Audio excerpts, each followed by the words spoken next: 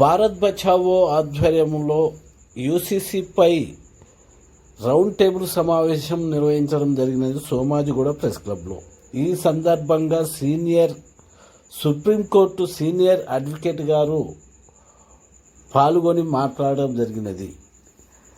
తను మాట్లాడుతూ ఈ యూసీసీ అమలు చేయటం వలన ఈ దేశ ప్రజలకు పెద్దగా ఒనగూరేది ఏం లేదు. కాకపోతే ఈ పరిపాలకులు తమ విధానాలను ఓ భిన్నత్వంలో ఏకత్వాన్ని, ఒక ప్రజాస్వామ్యాన్ని తొక్కిపెట్టి ఒక నియంతృత్వ పరిపాలన కొనసాగించడానికి ఒక ఎత్తుగడ మాత్రమే అని వివరించారు.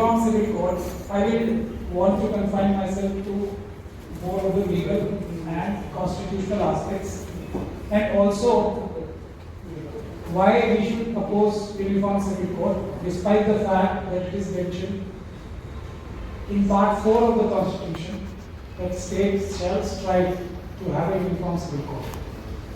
That would be my endeavor. Friends, most of you would be knowing that our Constitution is one of a very great documents which strives to achieve equality and justice for all. Equality and justice for all. Therefore, since our constitution is facing a big threat from people who want to finish India, that is Bharat, and have a Hindu Rashtra by destroying Indian constitution, finishing off Indian constitution and replacing it with Manusmriti. That is in nutshell the sum and substance of the policy of RSS and its associate organizations, including Bharatiya Janata Party. Let us have no doubt whatsoever in our mind that this is what their ultimate goal is, to undo whatever Babasaheb Dr. Bhimrao Ambedkar and his handful of associates had achieved. By replacing Manusmriti with the Indian Constitution, they want to undo that. And that's the bottom line. Nothing else. Whatever they say, whatever they do, everything else is a farce. In the words of Mr. Ram Jethmalani, who was the lawyer of both Mr. Modi and Amit Shah, he called them cheats, both of them. And that video is available in public domain. He said that I have helped them cheat the people. Now, since I am going back, I am very old age now, and I will want to face God Almighty with this clear conscience that I have told people that these two people are cheats, they are not right. So this is what is RSS is all about. They have cheated Sardar Vallabhbhai Patel, who was our first Home Minister. RSS was banned. They gave an undertaking that we will not undertake any political activity ever in the future. And you all know they have a secretary organization post in Bharatiya Janata Party, which is the ruling party. And this is the level of truthfulness they have. Now, any other political party or a political movement who is not influenced by RSS ideology will accept the fact that Article 25 is in Part 3. Part 3 is that part of the Constitution which has a heading called Fundamental Rights. Now, fundamental rights are those rights which the state is obliged to ensure for every individual, every citizen of the country, and even other individuals. Fundamental rights have to be ensured for everyone.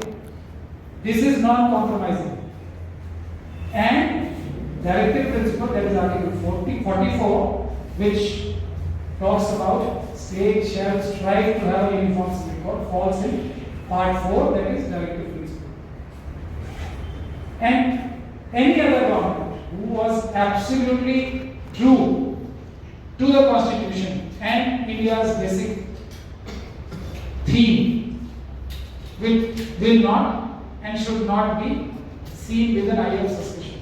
But since this idea is being mooted by the BJP, not today, but this has been one of their main themes for a very long time.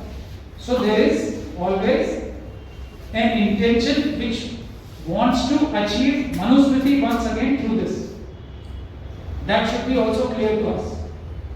Otherwise, a good government would want to do what? That we cannot compromise Article 24, which gives right to freedom or to every single individual to follow his lifestyle according to his religion and beliefs. And this goes true for even one individual who can make his own religion. That's the beauty of our Indian Constitution. And anywhere where there is a conflict between directive principles and fundamental rights, the directive principles will have to stand down in front of fundamental rights. This is the basic legal theory behind the Uniform Civil Code. Any neutral government, any good intended government who want to implement the spirit of Constitution through directive principle route would want to talk to all the stakeholders and bring in, address sensitivities of every group, starting from the tribal community of this country, who are the largest stakeholders who are going to be the affected party from a uniform civil code to the maximum. Then comes other minorities, then come the scheduled caste community, whose rights are going to be specially impinged. So this is the background of this. According to me now, what their motive is, one is to replace, as I have said. Second is, their target is tribal land. By impinging upon their ancestral rights over property, which they will tweak in a very smart way, they want to help their industrialist friends take over the tribal lands. That is one of their main motives. They also want to actually weaken India, because for them Hindu Rashtra is more important than the geography of India. They want to break the country and have a Hindu Rashtra which can be smaller than the present form of government. That is why you will see all the borderline areas starting from Punjab onwards. They are creating one trouble over here. Punjab, Kashmir, Uttarakhand, latest you see, UCC is being sprung up on us from a state called Uttarakhand, which is bordering China. Manipur is the example. You know, Sikkim is an example, where Sikkim also they are infringing upon the rights of Sikkimis. Nagaland, Arunachal, they are creating trouble at all these places simply because they want our borders to be weak. They want that borders are weak. We are facing trouble and problems from our borderline countries. So they want to accentuate that. They want to divide the country and then have a Hindu Rashtra which is consisting of various states. That is their game plan. We should not have any doubt about it. So therefore, friends, any talk of uniform civil code has to be addressed firstly from the specs of a tribal, then from Buddhist community, which they fear the maximum today. You have to also understand this. They fear most the Buddhist community, the Buddhism. So therefore, then is Buddhism the target, then Christianity, and then comes Muslims. So we have to be very clear on minds, and we have to have an alliance of these groups first, SC, STs and minorities first, which constitute about 46% of the country's population. So if these groups are solidly with each other and they assert the fact, then OBCs will also understand. Assert the fact that all our sensitivities have to be taken care of, and then we will formulate a uniform civil code. Only then there can be a uniform civil code. Only then there can be an attempt to have a civil code which is uniform, which can take. I can propose a simple uniform civil code here in 2 lines. A uniform civil code which will do the following. For Muslims, this will be for Christians, this will be It can come like in every other legislation we see, there are subheadings, there are subsections. So it can be a uniform civil code that each one is allowed to pursue its own form of life, including all their religious and traditional sensitivities.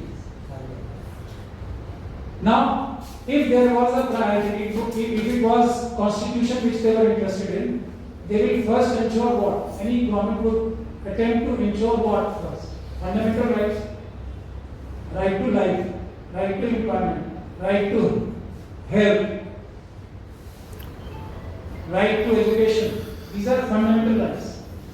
So any right-wing government will first try to achieve this, and not something which is described in Article 44. Before that comes 14, 15, 19, 25. So, employment, even today, there is child labor, there is bonded labor in our country. People are dying of hunger. So, fundamental rights are not being fulfilled by this government. What to talk of directive principles. So, that should, according to me, be the stress of people like us. We should guide our community, we should guide our citizen on these lines. That is my respectful proposal and submission before this August gathering. And I thank you very much for giving me this opportunity.